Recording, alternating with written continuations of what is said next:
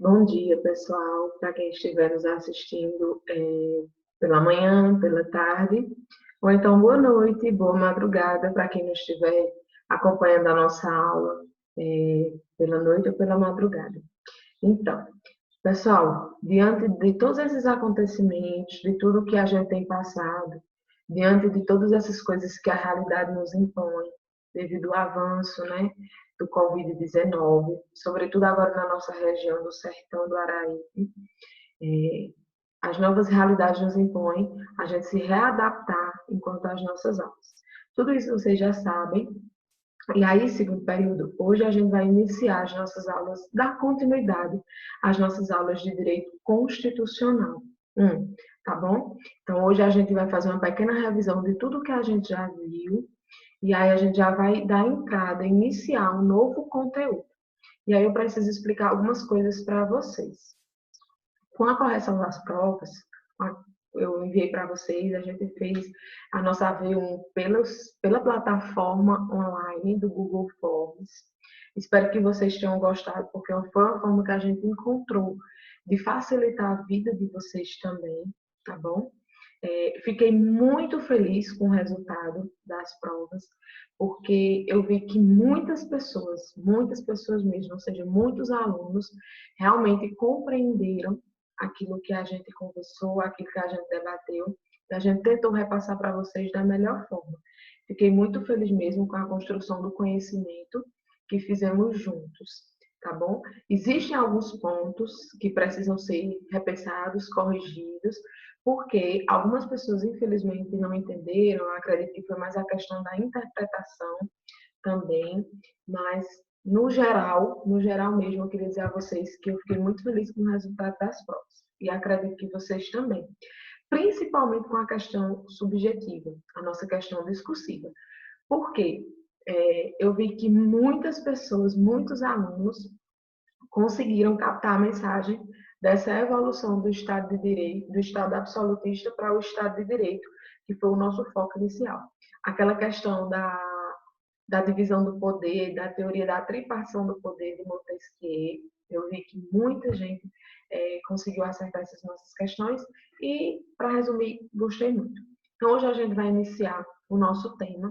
O nosso tema da aula de hoje é sobre o constitucionalismo, que, como a gente viu, com a derrocada do absolutismo e o surgimento do Estado liberal, foi uma das consequências dessa nova época que, sobretudo, a Europa Ocidental estava vivendo, que foi justamente essa teoria de pensamento do constitucionalismo moderno. E aí eu vou abrir aqui, vou compartilhar com vocês a minha tela do computador para que vocês possam ir acompanhando o slide.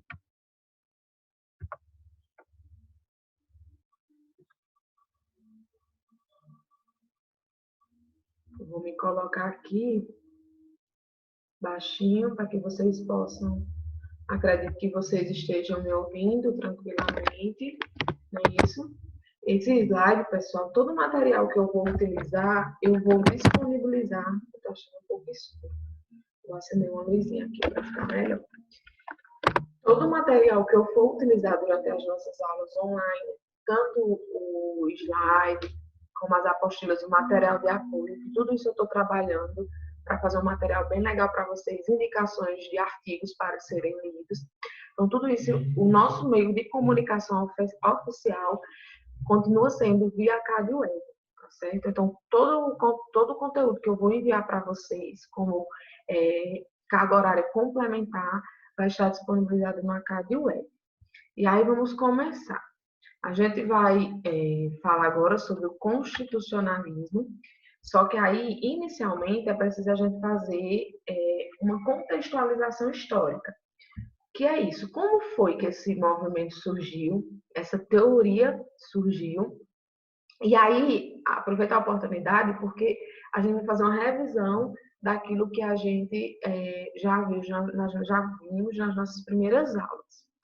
A gente viu, pessoal, que o Estado absolutista, ele era um Estado caracterizado por uma coisa muito importante, que era que esse Estado, que a gente já sabe qual é o conceito de Estado, não é isso? Esse Estado absolutista, ele se movia com base em quê? Com base na vontade exclusiva do governante. Então, os súditos, se a gente pode assim chamar, aqueles indivíduos daquela época, eles não tinham direitos assegurados. E caso existissem esses direitos assegurados, esses direitos eles não eram resguardados em nenhum documento jurídico, em nenhum documento político. Por quê? Porque todas as decisões estatais elas estavam baseadas nessa vontade do governante. E aí eu disse a vocês o seguinte, que podia até existir direitos fundamentais aos indivíduos, mas o governante podia dar um direito hoje e podia tirá-lo amanhã. Foi isso que a gente viu. Então, a gente tem estamos vivendo lá no final da Idade Média, não é isso? A gente tem o quê? A questão da decadência do sistema feudal e o desenvolvimento do capitalismo. Então, a gente sabe que naquela época a sociedade era dividida em quê?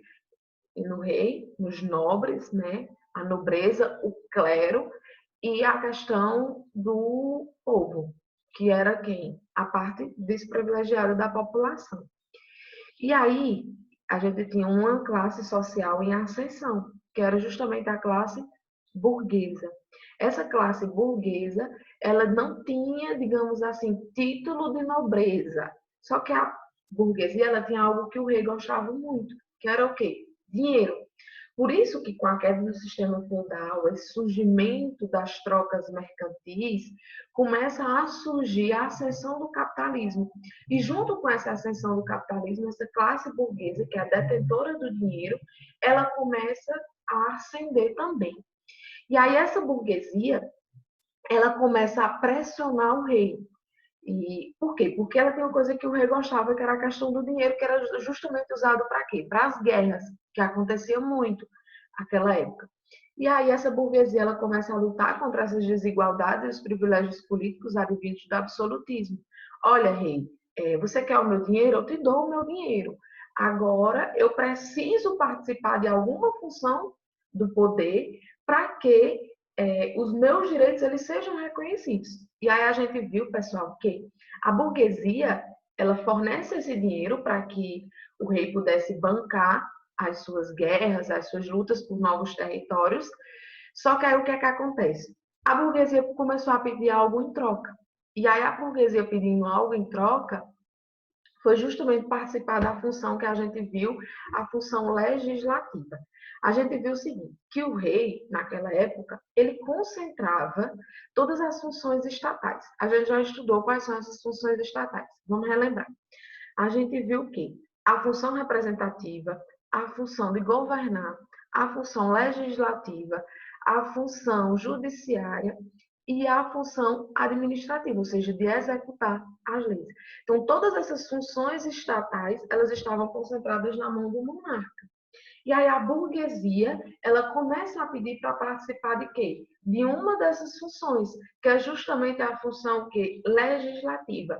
Porque a burguesia participando da função legislativa, ela teria a capacidade de indicar pessoas ou os próprios burgueses participar do parlamento, digamos assim, criando documentos jurídicos, criando documentos legais que pudessem assegurar esses direitos. Porque aí o rei, uma vez assegurando os direitos à burguesia, ou seja, direito de ir e vir, direito do livre comércio, de poder contratar com quem quisesse, da forma que quisesse, sem intervenção do Estado, diga-se, sem intervenção do monarca, ela teria mais essa chance se ela participasse da função legislativa, criando essas leis que fossem limitar o poder do monarca, logo o poder estatal. Por isso que aqui a gente está no seguinte, a decadência do sistema feudal, surgimento, ascensão desse capitalismo, consequentemente dessa classe burguesa detentora do capital, que é a burguesia, e aí a gente não pode deixar de esquecer o seguinte, que junto com essa ascensão burguesa, está surgindo na Europa uma corrente de pensamento chamada o quê? O iluminismo. E o iluminismo, ali liderado por quem? Por Rousseau, por Montesquieu, Voltaire, são justamente essas pessoas, esses teóricos, que vão basear o seguinte: o indivíduo enquanto pessoa. É você começar a analisar a razão humana. Aqui a gente tem a derrocada daquela questão dos estados teocráticos, que o rei ele fundamenta o seu poder político numa missão recebida por Deus. E aí esses pensamentos iluministas, eles começam a quê? A confrontar esses pensamentos dominantes na Europa. E aí, como essa corrente iluminista, esses teóricos começam a olhar o indivíduo, que o indivíduo ele tem capacidade de gerir sua própria vida, a razão humana, é nessa corrente de pensamento que a burguesia encontra, digamos assim, o seu fundamento para contestar o poder político dominante até então, que era de quem? Do rei.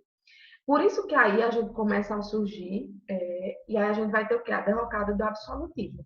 Só que essa derrocada do absolutismo, ela vai acontecer de fato quando?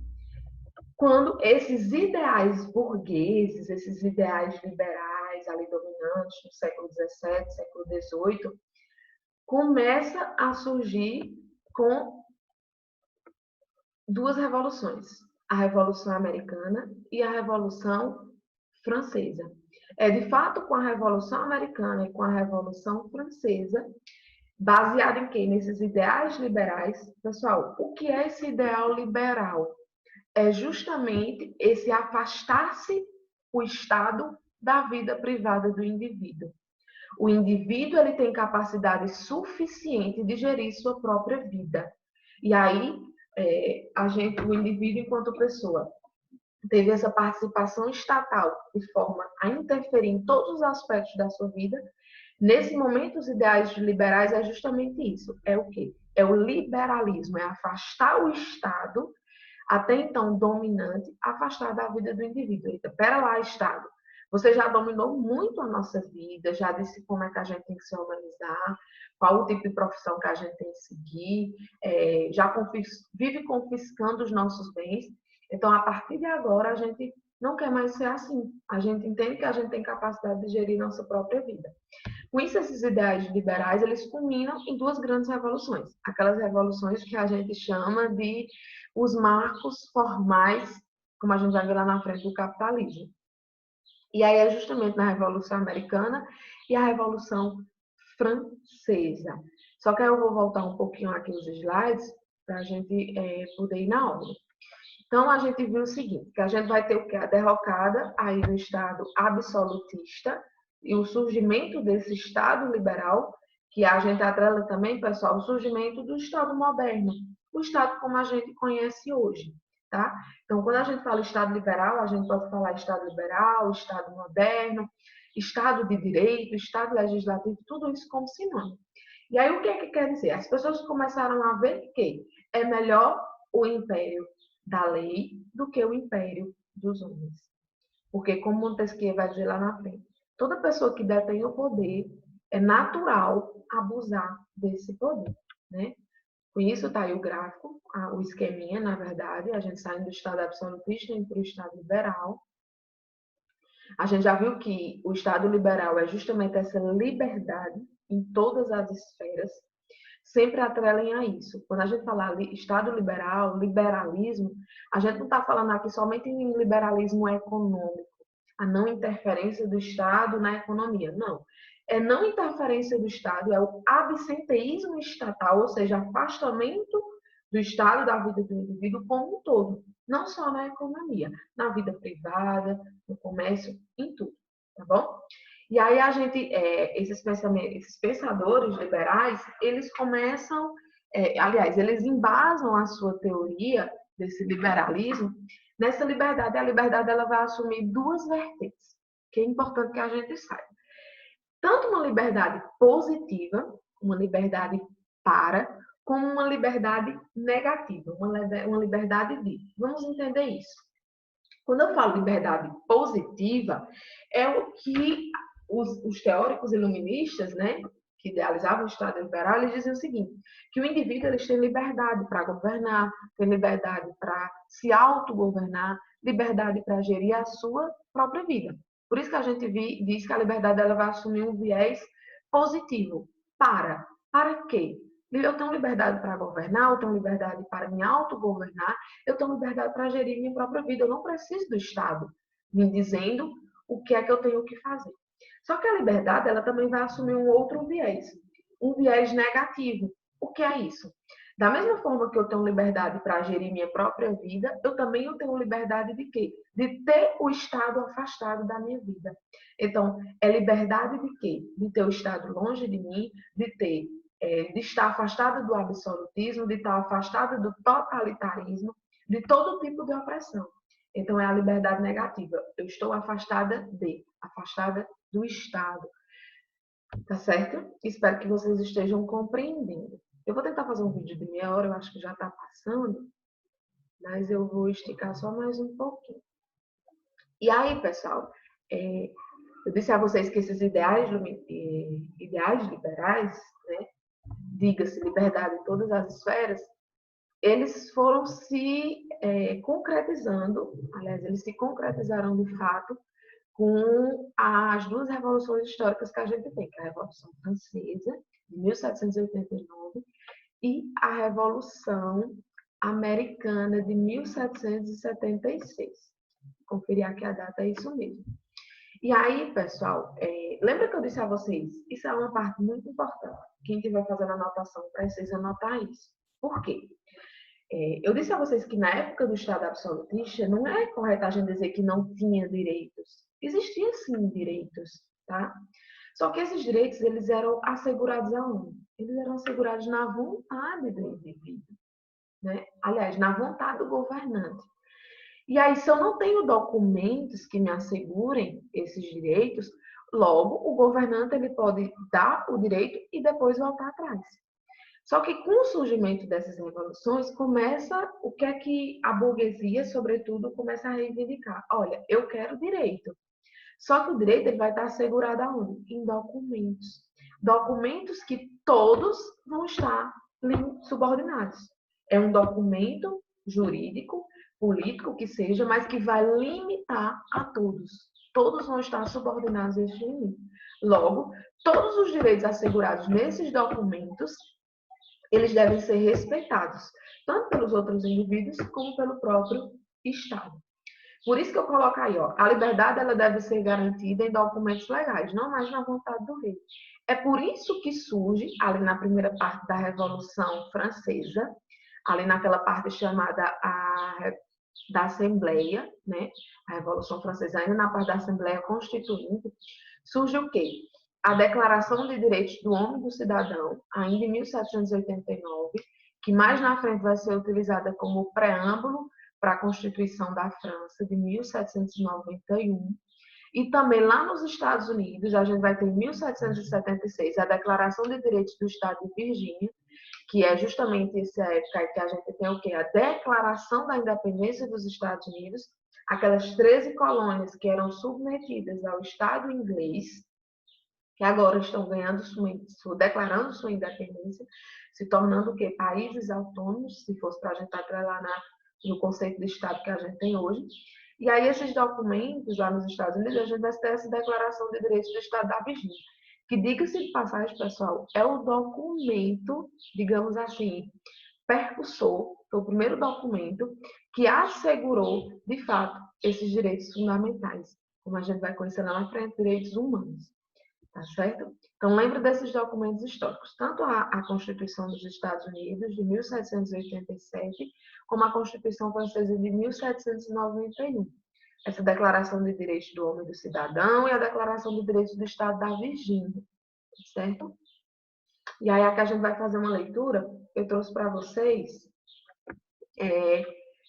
um artigo da Declaração de Direitos do Bom Povo da Virgínia, que dizia o seguinte: todos os homens são, por natureza, igualmente livres e independentes, e têm certos direitos inatos, dos quais, quando entram em estado de sociedade, não podem, por qualquer acordo, privar ou despojar seus pósteros, e que são o gozo da vida e da liberdade como os meios de adquirir e de possuir a propriedade de buscar e obter felicidade e segurança.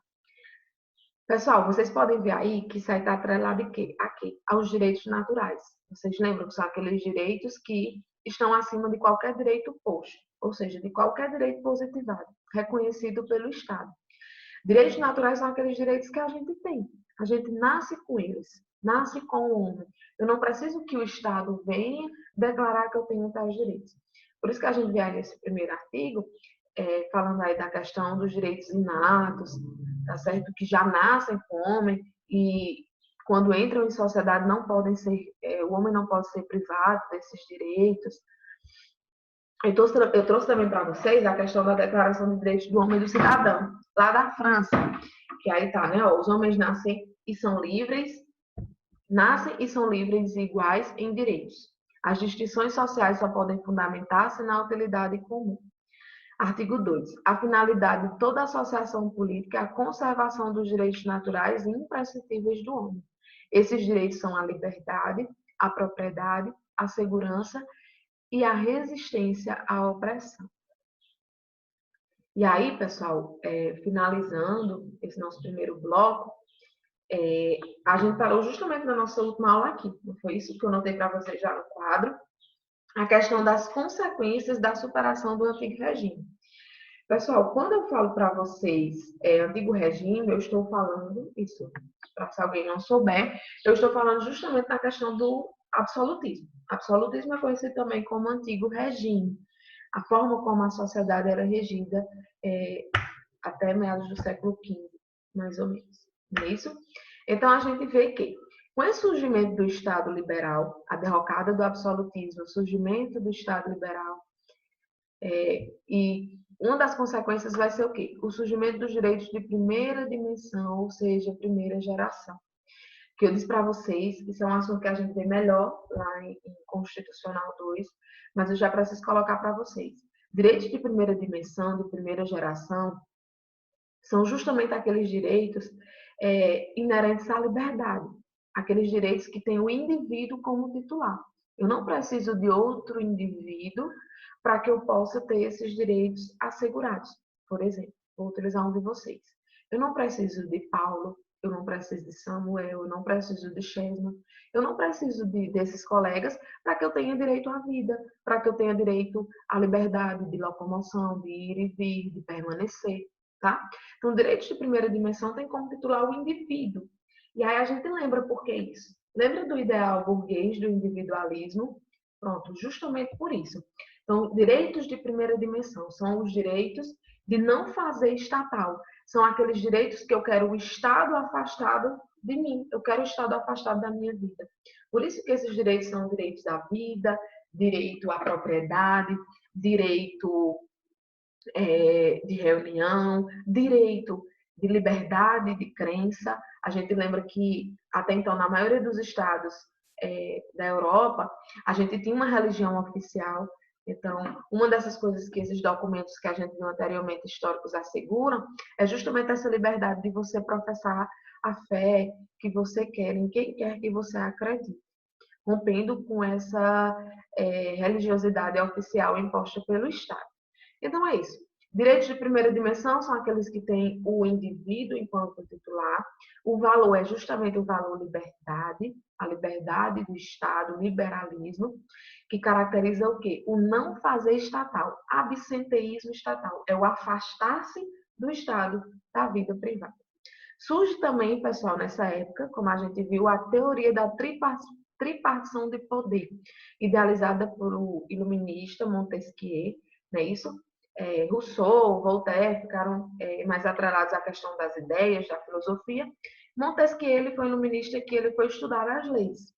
E é justamente por isso que ele idealizou essa questão do excesso de poder. Ele tinha tanto receio, isso a gente está no século XX, de voltar ao poder dos tiranos, que ele realmente idealizou essa questão. Ele dizia que quem tem o poder é natural abusar desse poder.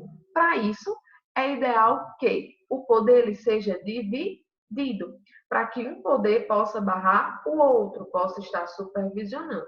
Ainda que eles vão conviver em harmonia, mas um vai estar vigiando, freando. Lembra do sistema de freios e contrapesos, que Montesquieu idealizou? Então, por isso que ele idealiza essa divisão entre poder legislativo, poder judiciário e poder executivo. A gente já viu que, quando a gente estuda a questão da soberania estatal, Eu falei para vocês que a soberania, o poder do Estado, ele não se divide. Ele é uno e indivisível. Na verdade, o que a gente divide-se aqui na teoria de Montesquieu, o que ele quer realizar, é justamente a divisão dessas funções estatais. Essa divisão para quê? Uma parcela fica afeta a função de legislar, outra parcela fica afeta a função de julgar e outra parcela a administrar esse Estado como um todo. Outra consequência é o Estado de Direito, que a gente vê o seguinte: a lei como o controle do poder. Por isso que vai surgir muitos documentos jurídicos, aliás, jurídicos não, muitos documentos que a gente não vai nem poder dizer que são jurídicos, são documentos, primeiro, ainda políticos, como a Constituição da França, a gente vai entender no próximo vídeo, mas a gente tem que entender o quê? O que é esse Estado de Direito? Estado de Direito é justamente aquele Estado que vai atuar com base em leis claramente estabelecidas. A gente tem que lembrar o seguinte: é a burguesia que luta por direitos, mas que não direitos que fiquem voando pelo Estado, não. São direitos que vão estar onde? Assegurados em documentos, para que possam, inclusive, limitar o poder estatal. Então, esse Estado de Direito é isso. Por isso que a gente vai chamar Estado legislativo, Estado de Direito, Estado moderno, tá bom? Então, lembra, quando eu falo Estado de Direito, eu estou falando, me atrelando o quê? A soberania do parlamento. Quando eu falo soberania do parlamento, é justamente porque a gente tem essa classe burguesa adentrando a função estatal de quê? De legislar. E quem é que tem essa função estatal de legislar? Justamente o parlamento. A noção de presidencialismo, sistema presidencialista, lembram? A gente vai ter inicialmente apenas lá nos Estados Unidos. Aqui a gente tem esse sistema de governar parlamentarista. Então, a gente tem aí a lei como instrumento do controle e do exercício do poder. A lei, ela corresponde à vontade geral. É a vontade soberana do povo, a soberania popular. Por isso que a lei, ela deve ser cumprida, ela deve ser posta, tá bom? Eu vou encerrar esse vídeo, e aí no próximo vídeo a gente já começa com o conceito de constitucionalismo.